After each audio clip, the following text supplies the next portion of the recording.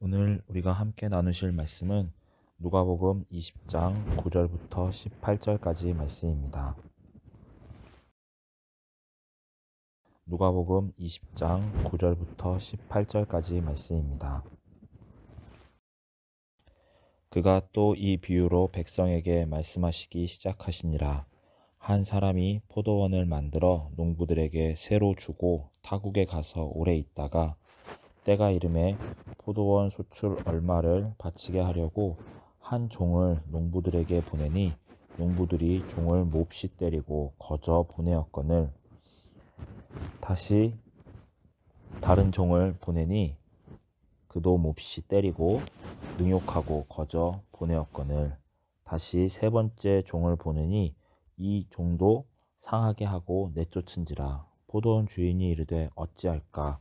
내 사랑하는 아들을 보내리니 그들이 혹 그는 존대하리라 하였더니 농부들이 그를 보고 서로 의논하여 이르되 이는 상속자니 죽이고 그 유산을 우리의 것으로 만들자 하고 포도원 밖에 내쫓아 죽였느니라. 그런즉 포도원 주인이 이 사람들을 어떻게 하겠느냐? 와서 그 농부들을 진멸하고 포도원을 다른 사람들에게 주리라 하시니 사람들이 듣고 이르되 그렇게 되지 말아지이다 하거늘 그들을 보시며 이르시되 그러면 기록된 바 건축자들의 버린 돌이 모퉁이의 머릿돌이 되었느니라 함이 어찌미냐?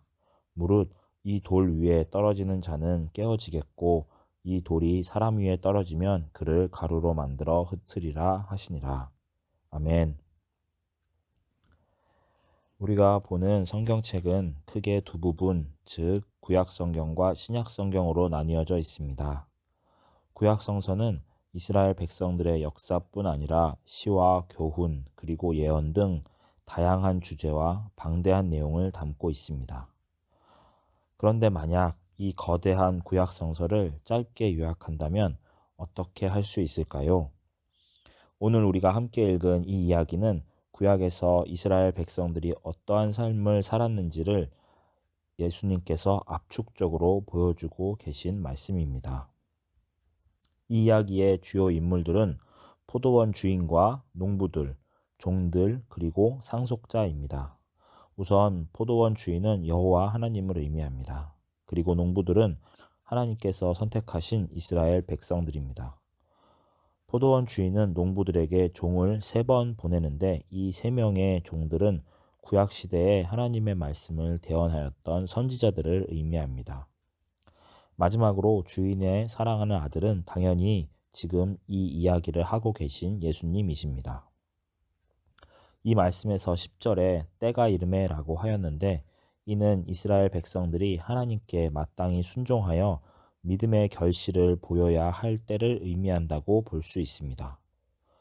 그것이 포도원 소출의 얼마를 바치게 하려고가 가리키는 바입니다. 여기서 하나님께서는 순종의 열매를 보시고자 종들을 보내셨는데 이 농부들은 오히려 적반하장으로 주인이 보내신 종들을 때린 뒤에 그대로 내쫓아 버렸습니다. 그러나 자비로운 주인은 이렇게 반역하는 농부들에게 2번의 기회를 더 주셔서 총 3명의 종들을 보내었습니다. 물론 그 결과는 저희 모두가 잘 아는 것과 같이 매우 실망스러운 것이었습니다. 그들은 회개할 줄 몰랐고 주인이 인내하면서 베푸는 여러 번의 기회가 얼마나 소중한 것인지를 깨닫지 못했습니다. 이 정도만 하더라도 땅을 모두 빼앗고 그들을 죽일 만한 이유가 이미 충분하였지만 자비가 풍성한 주인은 마지막으로 한 번 더 기회를 주기로 합니다. 바로 자신의 가장 사랑하는 아들 상속자를 보낸 것이죠. 여러 번 종들을 때리고 내어 쫓았던 농부들은 이미 충분히 위험한 사람들이었습니다. 이토록 폭력적이고 반항적인 사람들에게 자신의 소중한 아들을 보낸다는 것은 결코 쉬운 일이 아니었을 것입니다.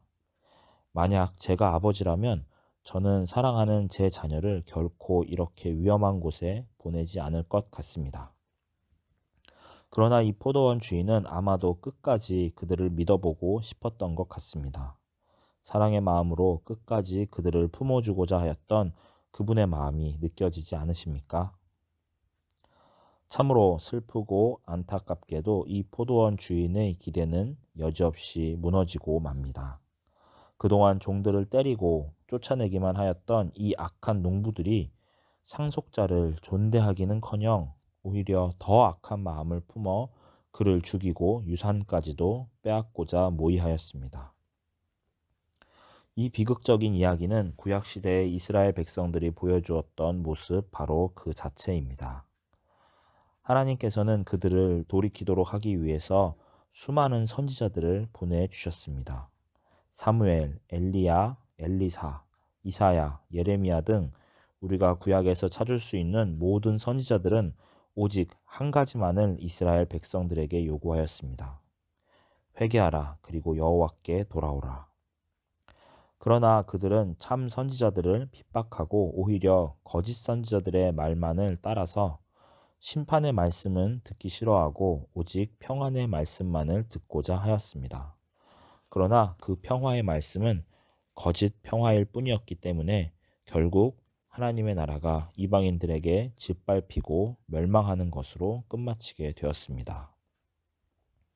이러한 구약의 슬프고 부끄러운 역사를 가지고 있는 이스라엘은 그럼에도 불구하고 여전히 회개할 줄 몰랐습니다. 흔히 구약의 마지막 선지자라고 불리는 침례 요한 또한 예수님께서 사역을 시작하신 지 얼마 안 되어 헤롯에게 죽임을 당하였습니다. 오늘 본문 말씀 누가복음 20장의 처음에 침례 요한에 대한 언급이 나오는 것도 결코 우연이 아닐 것입니다. 이 안타깝고 처참한 상황을 가장 잘 보여주는 말씀은 누가복음 13장 34절 35절 말씀입니다. 예루살렘아 예루살렘아 선지자들을 죽이고 내게 파송된 자들을 돌로 치는 자여 암탉이 제 새끼를 날개 아래에 모음같이 내가 너희의 자녀를 모으려 한 일이 몇 번이냐. 그러나 너희가 원하지 아니하였도다. 보라 너희 집이 황폐하여 버린 바 되리라. 내가 너희에게 이르노니 너희가 주의 이름으로 오시는 이를 찬송하리로다 할 때까지는 나를 보지 못하리라 하시니라. 이러한 상황 속에서 하나님의 독생자이신 예수님께서 이 땅에 오셨고 또 조금 있으면 누가복음 22장에서 잡혀서 죽임을 당하실 것입니다. 이 포도원 주인의 이야기를 읽고 묵상하면 할수록 아버지 하나님의 사랑과 인내가 더 깊게 느껴집니다. 어떻게 그분은 이토록 위험한 세상 속에 자신의 가장 사랑하는 아들을 보내실 수 있었을까요? 또 어떻게 사람들은 하나님의 이토록 크신 사랑을 배반하고 가장 끔찍한 악을 행할 수 있었을까요? 이제 조금 있으면 우리는 고난주간을 보내게 될 것입니다. 물론 그 뒤에 영광스러운 부활을 축하하는 부활절도 있음을 잘 알고 있지만 먼저 우리는 이 예수님의 죽음 앞에 다시 서야 합니다. 주님, 우리가 바로 그 농부들이었습니다. 주님, 우리가 바로 그 살인자들이었습니다. 우리의 죄악을 용서하여 주소서. 이 땅에 오신 하나님의 가장 귀한 외아들을 경배하는 대신 우리가 그분을 때리고 모욕하고 십자가에 못 박았습니다. 그러나 이제 우리는 더 이상 하나님을 대적하던 농부들이 아닙니다. 예수님과 함께 죽고 예수님과 함께 다시 살아서 새로운 사람이 되었습니다. 부활의 능력으로 우리는 이제 하나님의 자녀가 되어 다시 세상으로 파송되었습니다. 이제는 우리가 하나님의 종이 되어 세상에 진리의 말씀을 전하는 자들이 된 것입니다. 물론 때로 악한 자들의 핍박과 멸시가 있을 수도 있습니다. 그러나 기억하십시오. 언제나 하나님의 말씀을 대언하던 참 선지자들은 거부를 당하였다는 사실을 말입니다. 이제 우리는 두 번째로 다시 오실 상속자, 즉 예수 그리스도의 재림을 기다립니다. 그때 그분은 영광 중에 오셔서 우리를 맞이해 주실 것입니다. 그 순간을 기대하면서 오늘도 우리는 주인의 명령을 따라 포도밭으로 갑시다. 오늘 새벽 이 말씀을 기억하시면서 어떠한 상황에서도 담대한 마음으로 승리하시는 모든 성도님들이 되시기를 주님의 이름으로 축복합니다. 기도하시겠습니다. 하나님 감사합니다. 일찍이 하나님께 불순종하며 살았던 저희들을 사랑으로 구원하여 주셔서 참으로 감사를 드립니다. 이제 하나님의 자녀가 된 우리가 다시 세상으로 나아가 주님께서 하셨던 것처럼 신실하게 하나님의 뜻을 이루기 원합니다. 우리를 뜻대로 사용하셔서 하나님의 영광을 이루어 가시기를 간절히 기도합니다. 우리의 연약한 믿음을 불쌍히 여기시어 하나님의 능력으로 강건케 하여 능히 모든 사명을 잘 감당하도록 도와 주시옵소서. 우리를 사랑하셔서 자신의 목숨까지 아끼지 않으신 예수 그리스도의 이름으로 기도하였습니다. 아멘.